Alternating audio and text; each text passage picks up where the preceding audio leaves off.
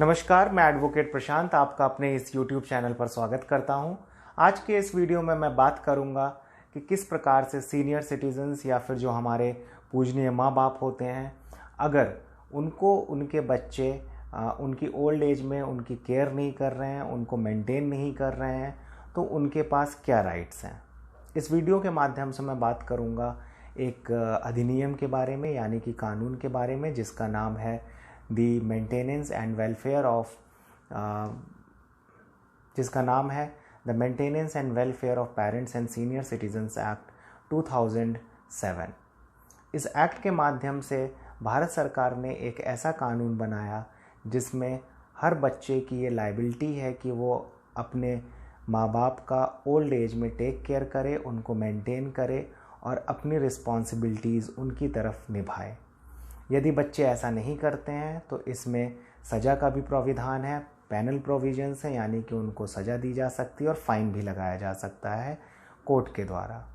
साथ ही साथ इस एक्ट के अंदर, चूँकि सभी को पता है कि हमारा जो जुडिशल सिस्टम है ओवर बर्डनड है और केसेस को टाइम लगता है डिसाइड होने में, तो इसमें जो प्रोसीडिंग्स हैं, जो शिकायत करता है माँ बाप या सीनियर सिटीजन्स, वो एक एसडीएम के यहाँ जाता है और समरी प्रोसीडिंग में मैटर को डिसाइड किया जाता है। तो आइए हम बात करते हैं कि किस तरह के राइट्स इस एक्ट में दिए गए हैं सीनियर सिटीज़न या फिर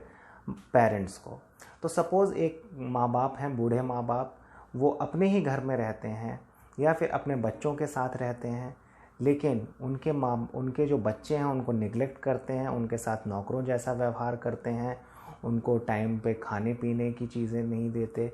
या फिर डॉक्टरी मुआयना नहीं कराते। अलग अलग चीज़ें हैं, अलग अलग क्लास के हिसाब से, जो कि रिक्वायरमेंट्स डिफ़र कर सकती हैं। ऐसे सरकमस्टांस में जो आपका एक मेंटेनेंस ट्राइब्यूनल होता है, मेंटेनेंस ट्राइब्यूनल आम तौर पर एसडीएम या फिर एडीएम जो जनपद के होंगे वो होंगे। ये आपको पता करना पड़ेगा कलेक्टर ऑफिस में जा कर के कि 2007 एक्ट के अंदर, जो एक्ट का नाम मैंने बताया, the maintenance and welfare of parents and senior citizens act 2007, उसके अंदर मेंटेनेंस ट्राइब्यूनल कौन है, ये आप कलेक्टर के ऑफिस में जा कर के पता कर सकते हैं, यानी कि डीएम के ऑफिस में। जब आपको ये पता चल जाएगा तो आप एक सिंपल सी एप्लीकेशन लिख करके अपनी जो भी शिकायत है आपकी अपने बच्चों की तरफ, उसको लिख करके और वहाँ पर अनुतोष यानी कि प्रेयर कर सकते हैं कि आपको रिलीफ क्या चाहिए। तो सपोज़ बच्चे बाहर रहते हैं या घर पे ही रहते हैं और घर पे आपके साथ दुर्व्यवहार करते हैं, तो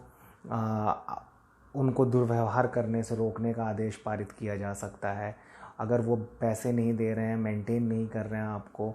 तो एक ऑर्डर पास हो जाता है कि महीने का इनको 5,000 इनके खर्च के लिए दिया जाए और साथ साथ जो रहन सहन का बाकी खर्चे हैं वो भी आप वैव करिए। और ये जो ऑर्डर होगा, this will be dependent upon the capacity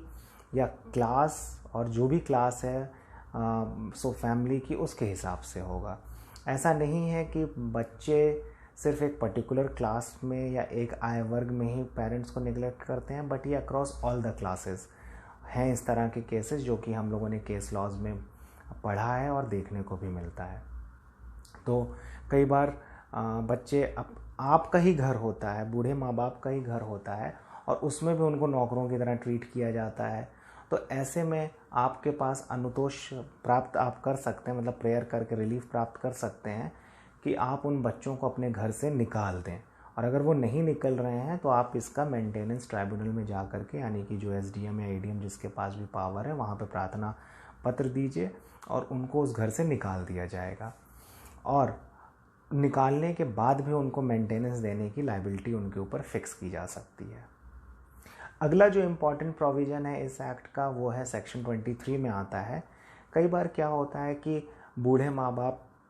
बच्चों पर विश्वास करते हैं कि ये हमारा टेक केयर तो करेगा ही, और अपनी जो प्रॉपर्टी होती है वो अपने जीवन काल में ही गिफ्ट डीड या सेटलमेंट डीड या अन्य तरीक़ों से अपने बच्चों के नाम पे कर देते हैं और वो प्रॉपर्टी टोटली उनके कंट्रोल में चली जाती है। सपोज़ आपका घर था, हो सकता है आप किराए पे उस घर को दे करके अपने जीवन यापन कर सकते थे, पर आपने अपने बच्चों पर विश्वास करके अपने बच्चों के साथ रहने लग गए और उस घर की प्रॉपर्टी को भी आपने अपने बच्चों के नाम पे कर दिया और वहाँ से जो भी इनकम आ रही है उसका यूटिलाइजेशन पूरा अब आपके बच्चों के कंट्रोल में है और आपके कंट्रोल में नहीं है। और वो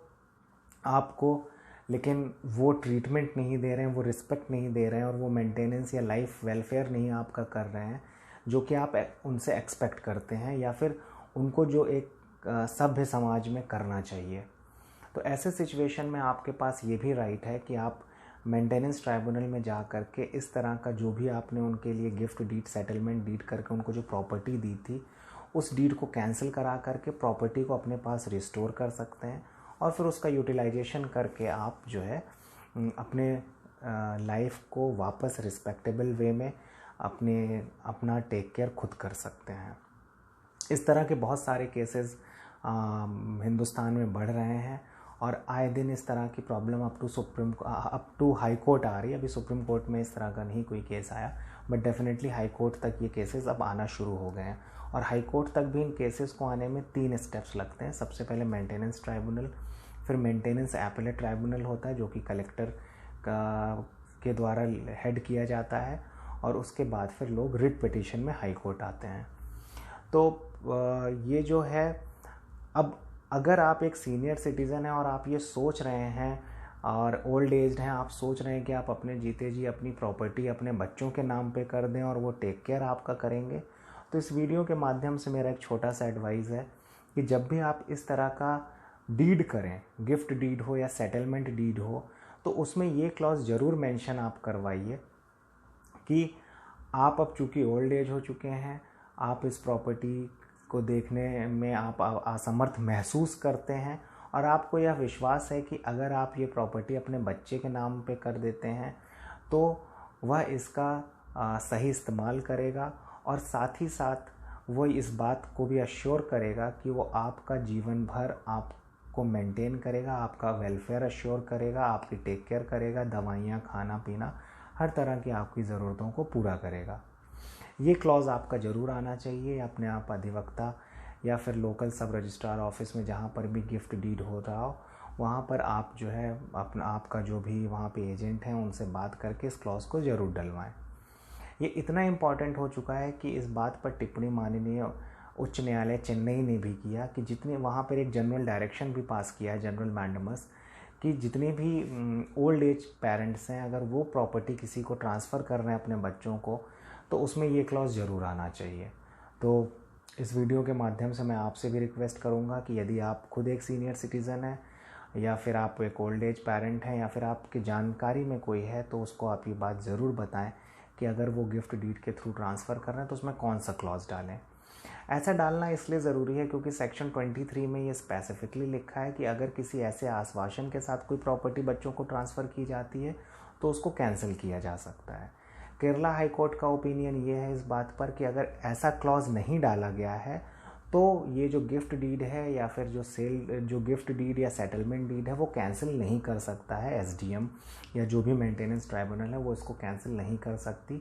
और इसके लिए एक नॉर्मल सिविल सूट में जाना पड़ेगा जहाँ पर आप धोखाधड़ी, fraud, miss representation, undue influence आदि चीज़ों का सहारा लेके प्रूव करना पड़ेगा और बहुत ही लंबा टाइम लगता है। लेकिन अगर सेक्शन 23 ऑफ ये जो 2007 का एक्ट है उसके अंदर आपको एडवांटेज लेना है और कैंसिल कराना है और बच्चों पर भी कहीं ना कहीं इस बात का प्रेशर रहता है कि ये लैंड या ये प्रॉपर्टी, ये जो डॉक्यूमेंट्स हैं कभी भी कैंसिल हो सकते हैं और जाहिर सी बात है एक बार प्रॉपर्टी आपके पास वापस आ गई तो आप उसका ट्रस्ट बना करके किसी भी इस्तेमाल में रख सकते हैं या कहीं पे डोनेट कर सकते हैं अगर कोई आपको अच्छा काम में लगता है, या ओल्ड एज होम्स में आप ओल्ड एज होम के लिए उसको डोनेट कर सकते हैं वगैरह वगैरह। That is completely dependent upon you. तो इस वीडियो के माध्यम से बस मैं यही कुछ चीज़ें बताना चाहता था। अगर कोई चीज़ मुझसे रह गई है या कहीं पर कोई आपको कन्फ्यूज़न है तो डेफिनेटली कमेंट बॉक्स में डाल करके आप वो क्वेश्चन पूछें। I would feel much glad to response to any of the queries. और बस आज की वीडियो में इतना ही। आपका बहुत बहुत शुक्रिया ये वीडियो देखने के लिए। अगर आपको ये वीडियो किसी भी तरीके से मदद पहुंचा रहा है या फिर ये वीडियो आपको अच्छा लग रहा है जनरल जानकारी में तो प्लीज़ इसको लाइक करें और चैनल को सब्सक्राइब करें। Thank you so much for staying with me during this video. Thank you so much.